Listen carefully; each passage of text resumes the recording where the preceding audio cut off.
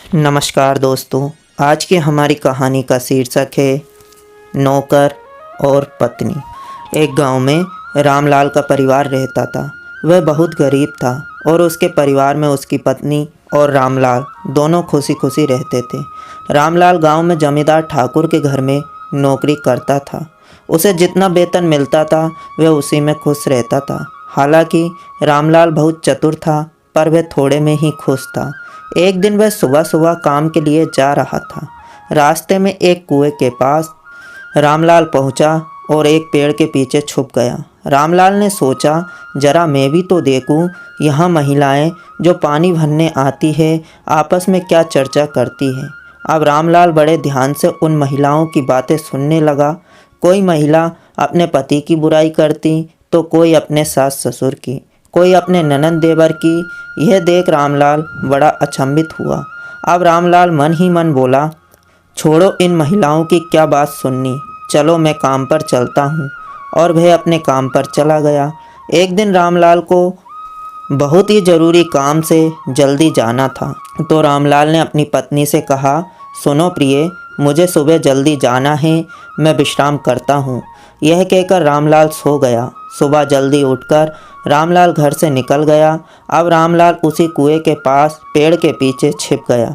रामलाल सोचने लगा, आज तो महिलाएं किसी और बात पर चर्चा करेंगी, जरा मैं भी तो सुनता हूँ ये क्या बोलती हैं। अब महिलाओं का कुएं पर आने का समय हुआ तो सबसे पहले रामलाल की पत्नी पानी भरने कुएं पर आई।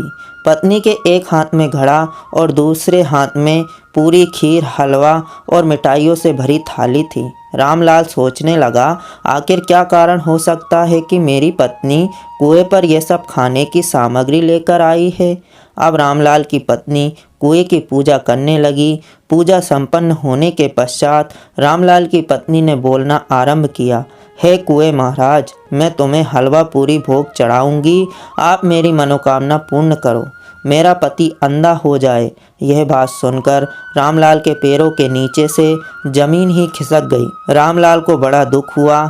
आखिर क्या कमी रह गई जो मेरी पत्नी मेरे अंधे होने का वरदान मांग रही है। रामलाल बहुत दुखी हुआ और काम की ओर चला गया। अब शाम को घर लौटा तो रामलाल अपनी पत्नी से कहता है, हे प्रिय, मेरी आंखों से आज कुछ साफ साफ दिखाई नहीं दे रहा है, ना जाने मेरी आंखों में क्या हो गया है। अब दूसरे दिन रामलाल फिर काम से लौटा। रामलाल अपनी पत्नी से बोला, हे प्राण प्रिय, आज तो मुझे कुछ भी दिखाई नहीं दे रहा है, लगता है मैं अंधा हो गया हूँ। दूसरे दिन रामलाल सुबह सुबह उठकर कुएं के पास पेड़ के पीछे छुप गया। रामलाल की पत्नी पहुंची और कुएं की पूजा के पश्चात रामलाल की पत्नी बोली, हे कुएं महाराज, आज आपने मेरी मनोकामना पूर्ण कर दी है और मैं आपको भोग चढ़ाती हूँ, स्वीकार कीजिए। अब रामलाल को पूरा विश्वास हो गया कि मेरी पत्नी मुझे अंधा समझती है। जब रामलाल शाम को घर वापस लौटा तो रामलाल के हाथों में एक लाठी थी और रामलाल अंधे होने का नाटक कर रहा था, जैसे कि सचमुच में अंधा हो गया हो। अब उसकी पत्नी ने उसे भोजन कराया। भोजन के पश्चात उसकी पत्नी ने उसके लिए बाहर आंगन में बिस्तर लगाया। रामलाल को उस बिस्तर पर सुला दिया। रामलाल कहाँ सोने वाला था, वह तो बहुत चतुर था।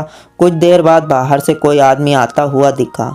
रामलाल सोने का नाटक करने लगा। जब वह आदमी नज़दीक आया तो रामलाल ने देखा कि यह तो मेरा मालिक ठाकुर है, जिसके यहाँ मैं नौकरी करता हूँ। अब ठाकुर रामलाल के घर में घुस गया और रामलाल की पत्नी और ठाकुर एक दूसरे को प्रेम करने लगे। इतने में रामलाल वहाँ पहुँच गया। रामलाल की पत्नी घबरा गई और बोली, हे स्वामी, क्या हुआ। रामलाल बोला, हे प्राण प्रिय, मुझे प्यास लग रही है, मैं पानी ढूंढते ढूंढते यहाँ आ गया।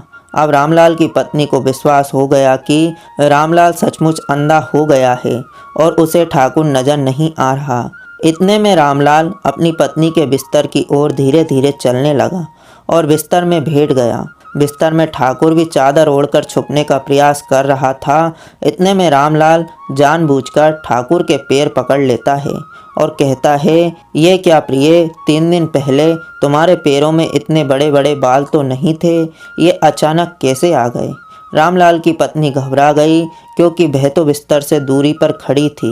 अब रामलाल थोड़ा थोड़ा करके पैरों से अपने हाथों को ऊपर की ओर ले जाने लगा। रामलाल बोला, हे प्रिय, तुम्हारी जांघ इतनी बड़ी पहले तो नहीं थी, यह तुम इतनी मोटी कैसे हो गई?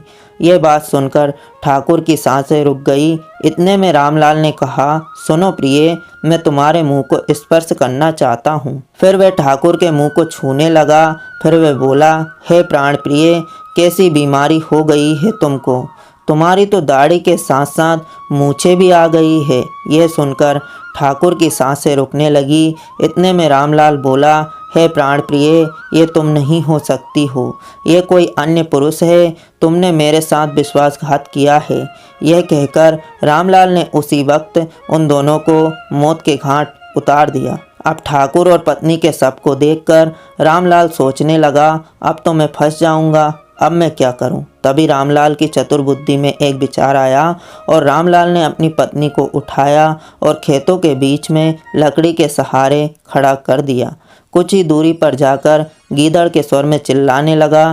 खेत का मालिक और उसका परिवार एकत्रित हुआ और उन्होंने देखा कि हमारे तरबूज के खेत में कोई चोरी करने घुस गया है। यह सोचकर वे सब बड़ी बड़ी लाठियां लेकर दौड़े और रामलाल के मृतक पत्नी को लाठियों से पीटने लगे। इतने में रामलाल की मृतक पत्नी गिर गई। रामलाल भी वहां आ गया और जोर जोर से रोने लगा। वह बोलने लगा, मार दिया रे मेरी पत्नी को। यह देख खेत का मालिक डर गया और बोलने लगा, रामलाल भाई, हमसे बहुत बड़ी भूल हो गई है। रामलाल भाई, हमें माफ़ कर दो। अगर ये बात किसी और को पता चल गई तो हमें सज़ा हो जाएगी। रामलाल बोला, ठीक है, तुमने मेरी पत्नी के प्राण लिए हैं तो तुम ही भरपाई करोगे। अब रामलाल की बातों से डरकर खेत के मालिक ने रामलाल को धन देने का निर्णय लिया और रामलाल को धन देकर शांत कर दिया। रामलाल ने अपनी चतुराई से मरी हुई पत्नी से भी धन कमा लिया। घर वापस लौटकर रामलाल ने ठाकुर को कंधे पर उठाया और ठाकुर की हवेली में विश्राम करने के कक्ष में ठाकुर को बिस्तर पर लेटा दिया और जोर जोर से ठाकुर की आवाज़ में बोलने लगा, ठाकुराइन, अगर मैं किसी कारण से मृत्यु को प्राप्त हो जाऊंगा तो तुम दूसरी शादी कर लेना। अभी हमें पुत्र या पुत्री की प्राप्ति नहीं हुई है तो मेरे ठाकुर वंश को आगे बढ़ाने के लिए तुम रामलाल से विवाह कर लेना। ये कहकर रामलाल खिड़की बंद करके वहाँ से भाग गया। सुबह ठाकुराइन ठाकुर के घर में मातम मच गया। ठाकुराइन रोने लगी। ठाकुर को देखने के लिए गांव के सारे लोग जमा हो गए। इतने में ठाकुर का मुनीम बोला, ठाकुर जी रात को मरने से पहले कुछ कह रहे थे कि अगर मुझे कुछ हो गया तो ठाकुराइन को रामलाल से दूसरी शादी करनी होगी और ठाकुर की अंतिम इच्छा को पूरा करना तो ठाकुरानी का परम कर्तव्य है, इसलिए ठाकुराइन को रामलाल से शादी करनी होगी। इसके बाद रामलाल को बुलावा भेजा। रामलाल वहां पहुंचकर बोलने लगा, हे अन्नदाता, आपकी मृत्यु से मुझे बहुत ज़्यादा पीड़ा हुई है और रोने का नाटक करने लगा। अब ठाकुराइन बोली, हे रामलाल, तुम धनी नहीं हो और ना ही तुम्हारे पास कोई संपत्ति है, लेकिन यदि ठाकुर जी की अंतिम इच्छा यह थी कि मेरा विवाह तुम्हारे साथ हो तो मैं तुमसे विवाह करने के लिए तैयार हूँ। कुछ दिनों के पश्चात रामलाल का विवाह ठाकुराइन से हो गया। अब वे बहुत धनी व्यक्ति बन गया था।